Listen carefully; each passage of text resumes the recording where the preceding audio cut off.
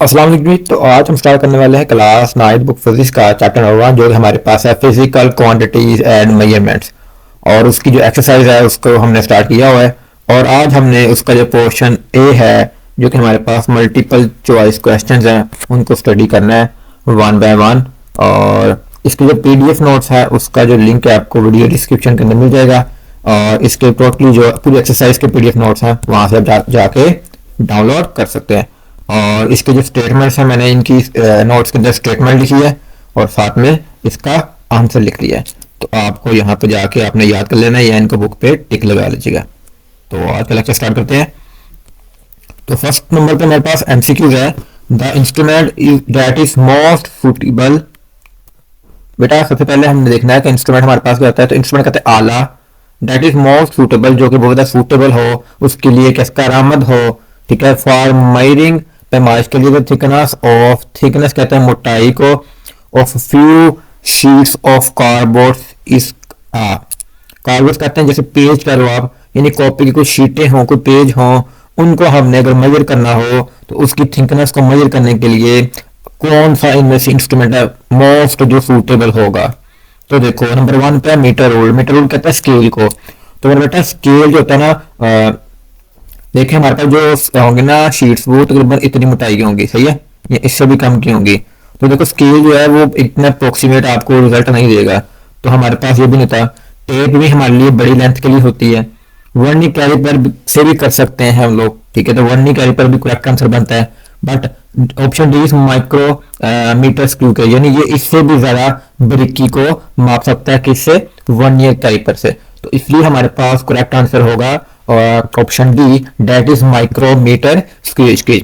आपका answer vernier caliper बनता है बट हमने मोस्ट एक्यूरेट बताना होता है क्योंकि सर मोस्ट सूटेबल, ठीक है। यहाँ पे लिखा था ना सिर्फ सूटेबल, तो हम इनमें से कोई भी लगाते हैं तो हमारे दोनों का आंसर सही होना है। बट यहाँ पे कसने मोस्ट सूटेबल, तो दैट इज वाई हमें ऑप्शन डी को यहाँ पे करेक्ट करना पड़ा। ओके जी। तो नेक्स्ट क्वेश्चन है जी, 1 फेमटोमीटर इज इक्वल टू। तो देखो बेटा हमने प्रोडक्टिविटी टेबल पढ़ा था, यानी हमारे पास जो टेबल था आपको मैं दिखाता हूँ प्रीफिक्स का टेबल, उसके अंदर हमने जो था properly each and every value को स्टडी किया। आपको वो टेबल जो है वो फिंगर टिप पे याद होना चाहिए। आपको एमसीक्यू दे सकता है जैसे कि आपकी एक्सरसाइज में भी है और न्यूमेरिकल प्रॉब्लम में भी बड़ा कुछ ऐसे क्वेश्चन आएंगे जिनको जरूर हम लोग इनको सोल्व करेंगे, ठीक है। तो जैसे देखो वहां पूछता है फेमटो का क्या होता है, तो फेमटो होता है 10⁻⁻15, सही है। तो देखो अब चलते हैं हम लोग वहां पर एक्सरसाइज में, वो देखते हैं कि वहां पर ऑप्शन कौन सा सही बनता है। चलिए जी चलते हैं हम लोग अपनी एक्सरसाइज में। तो देखो 1 फेमटो कितना था, 10⁻⁻15 मीटर। तो देखो ऑप्शन बी इज करेक्ट, ठीक है। तो आपका ऑप्शन बी वो क्या है जी, यहाँ पर करेक्ट, सही है। इसी तरह से आगे नेक्स्ट क्वेश्चन है जी, इस light year is a unit of. जो लाइट ईयर होता है यूनिट किस चीज होता है बेटा, वो यूनिट होता है डिस्टेंस का। किस चीज का होता है, डिस्टेंस को मापने के लिए हम जब यूनिवर्स की मेजरमेंट कर रहे होते हैं, यानी हम जैसे कहते हैं कि जो सन है इसकी इतने ईयर्स लाइट ईयर्स की लाइफ है, तो वो उसका फासला इसने कवर किया होता है, सही है। तो ऑप्शन सी इज करेक्ट।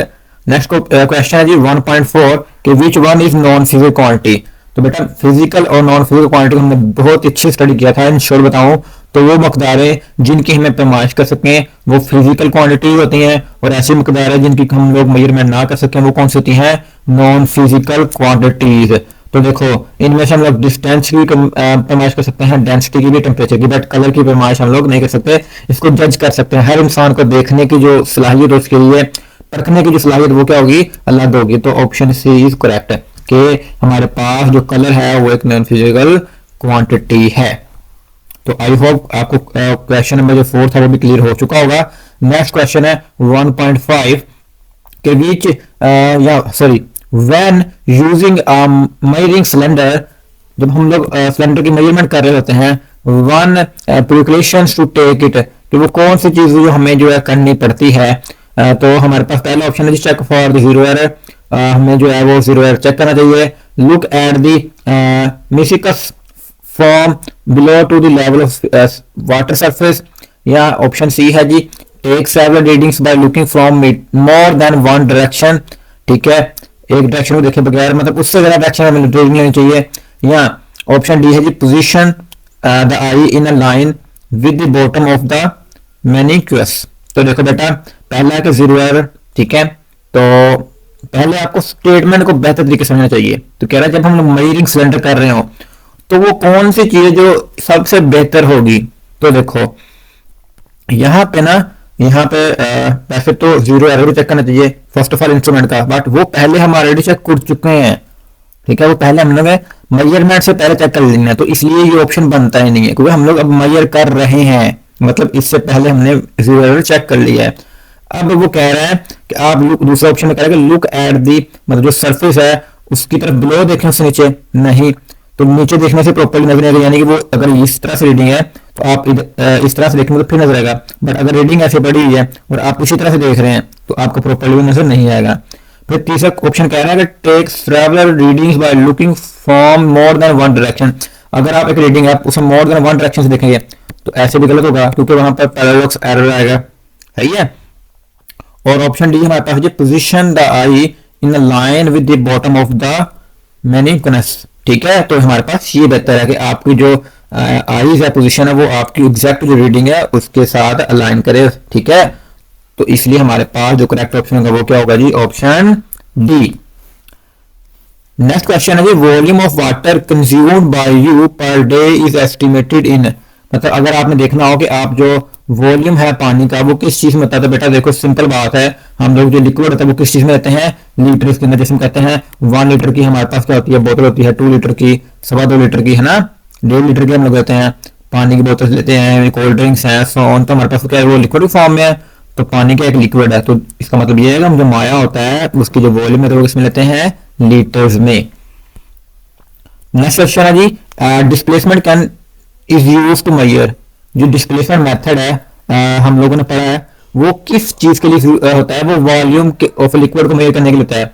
असल में जो हमारे पास डिस्प्लेसमेंट मेथड है वो होता है अगर आपके पास क्या हो, इरेगुलर जो हो, उस शेप का कोई चीज है, लाइक आपके पास सर्कल है या ट्राइंगल है, ये रेक्टेंगुलर है, तो उसकी भी आप कर सकते हैं उनके फॉर्मूला लगा के, ठीक है। मतलब एरिया ऑफ ट्राइंगल का लगा के, हमारे पास सर्कल का फॉर्मूला लगा के या रेक्टेंगुलर का फॉर्मूला लगा कर सकते हैं, बट अगर आपके पास इरेगुलर शेप हो तो उसको आप फॉर्मूला लगा कर रख सकते हैं। तो उसको करने का मेथड ये होता है कि आप एक जो ट्यूब होती है हमारे पास टेस्ट ट्यूब, उसके अंदर हम पानी डाल लेते हैं, उसको मेजर कर लेते हैं, फिर उसके अंदर वो चीज डाल देते हैं, जब पानी ऊपर लेवल पे आता है दोनों रीडिंगों को माइनस करके जो हमारे पास वैल्यू बचती है वो हमारे पास उस शेप का जो वॉल्यूम होता है। तो इन शॉर्ट हमारे पास ये यूज किस लिए होता है, मेजर के लिए वॉल्यूम ऑफ लिक्विड, हम लोग उसे वॉल्यूम ऑफ लिक्विड में यूज करते हैं, सही है। नेक्स्ट क्वेश्चन है जी, 2 rods which length 12.321 centimeter and 10.3 centimeter are placed by side. That difference in their length is, इनमें डिफरेंस क्या होगा, तो इनकी कैलकुलेशन करके मैंने प्रॉपर्ली यहाँ पे रिजल्ट लिखा हुआ है, हम लोग यहाँ से चेकआउट कर लेते हैं। तो हमारे पास जो करेक्ट आंसर हुआ 2.02, तो यहाँ से हम लोग देखते हैं हमारे पास कौन सा आंसर है। तो देखो ऑप्शन 1 ही करेक्ट है कि 2.02, इससे आप कैलकुलेट करके देख सकते हैं, यानी इसमें से इसको माइनस करेंगे तो आपके पास आंसर यही आएगा। नेक्स्ट क्वेश्चन है जी, 4 students measure the cylinder of diameter of a cylinder. Next question है जी, 4 students measure the diameter of cylinder with vernier caliper, के 4 स्टूडेंट्स हैं उन्होंने मेजरमेंट की है, चाहे जो रीडिंग्स है वो नीचे दी गई है, इनमें से बताना है जो करेक्ट कौन सी होगी। देखो पहली है 3.4 सेंटीमीटर, दूसरी है 3.475 सेंटीमीटर, तीसरी है 3.47 सेंटीमीटर एंड चौथी हमारे पास है जी 3.5 सेंटीमीटर। तो इनमें से करेक्ट देखने के लिए करो क्या, इन सबको जमा कर लो और 4 पे डिवाइड कर दो, तो आपके पास जो एग्जैक्ट आंसर आएगा ना वो आएगा आपके पास 3.47 सेंटीमीटर, सही है। नेक्स्ट क्वेश्चन है जी, which of the following measures are likely to represent the thickness of sheet of this book.